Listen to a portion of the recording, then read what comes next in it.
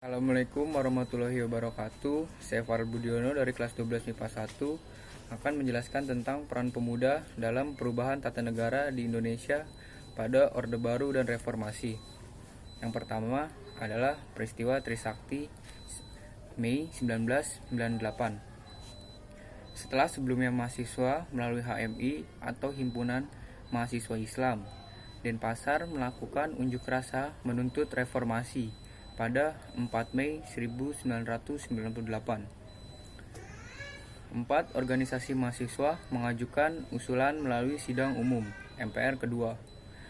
Berbagai usaha terus dilakukan untuk membawa reformasi di Indonesia, mulai dari diskusi antar guru besar hingga unjuk rasa.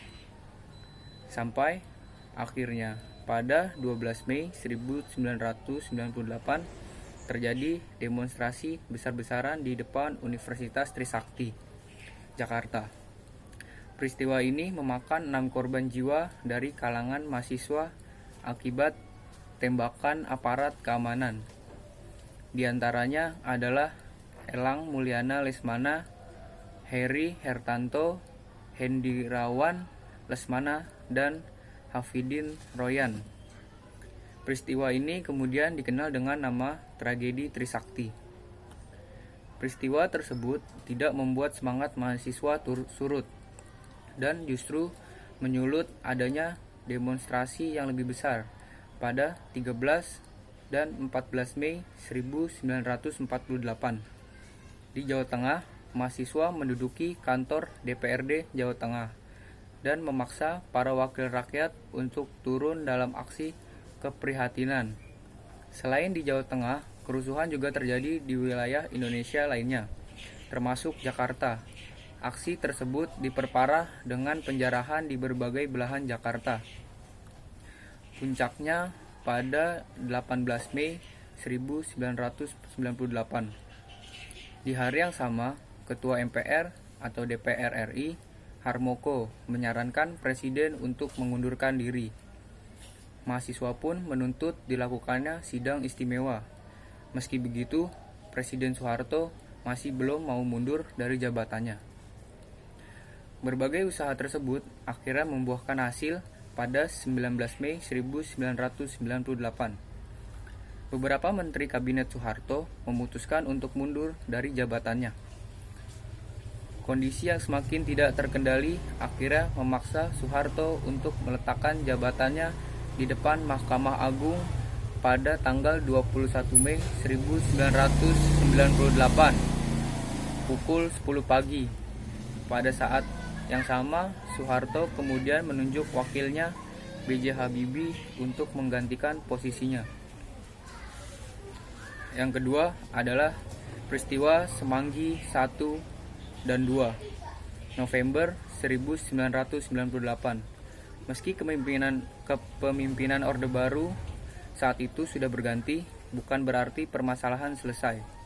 Pada November 1998, pemerintahan transisi Indonesia mengadakan sidang istimewa untuk membahas agenda pemerintahan serta pemilu.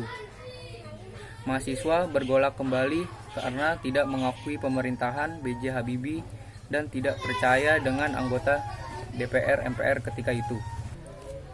Mereka juga mendesak untuk menyingkirkan militer dari politik, serta menuntut pembersihan pemerintahan dari orang-orang Orde Baru. Saat itu, apapun yang dilakukan oleh mahasiswa mendapat perhatian ekstra dari pimpinan universitas, karena mahasiswa berada di bawah tekanan aparat. Tragedi Semanggi menunjuk kepada 2 kejadian protes masyarakat terhadap pelaksanaan dan agenda sidang istimewa yang mengakibatkan tewasnya warga sipil. Kejadian pertama dikenal dengan tragedi Semanggi 1 yang terjadi pada 11 sampai 13 November 1998 yang menyebabkan tewasnya 17 warga sipil. Kejadian kedua dikenal dengan tragedi Semanggi 2 terjadi pada 24 September 1999 yang menyebabkan tewasnya seorang mahasiswa dan 11 orang lainnya di seluruh Jakarta serta menyebabkan 217 korban luka-luka. Sejarah Indonesia membuktikan bahwa Perjuangan pemuda tak bisa dibendung. Pemuda merupakan sosok yang berani dan cerdas, termasuk peran pemuda di masa perubahan Orde Baru ke reformasi. Sekian dari saya. Mohon maaf bila ada salah kata. Wassalamualaikum warahmatullahi wabarakatuh.